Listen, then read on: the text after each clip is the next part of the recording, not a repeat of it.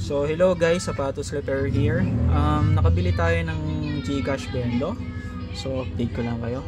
So nagka-problema tayo as far as I know, walang nakitang tutorials para ayusin yung ano. What if pagana ganito yung error nakita nyo? So while updating. So meron naman tutorial si XDA or si The Pax Tech sa kung paano i-update yung The Pax Tech update application nila using ADB command.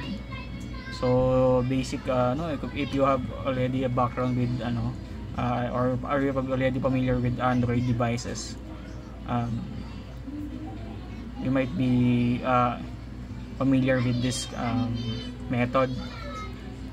So fast forward, dinownload ko yung app and then after install nagkakaroon pa rin ng error. So yung pag nag-home ka dun sa app na to, yung mismong kiosk nya nag-errors, lumalabas yung kailangan i-update or something like already or not, hindi maganda yung pagkaka-setup or mali yung pagkaka-setup.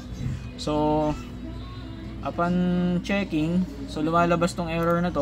Tinry ko ilang beses. So ayan, trying to set up a device owner but device is already provisioned.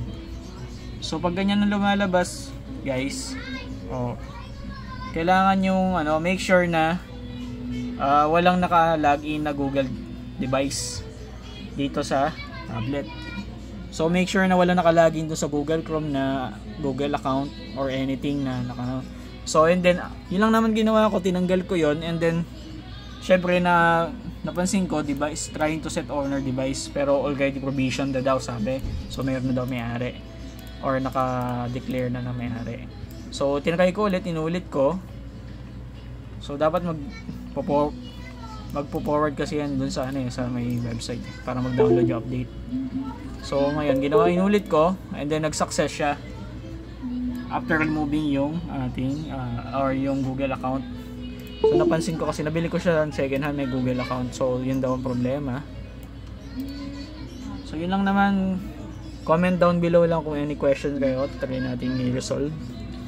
So yung mga ganitong sa mga GCash Bendo.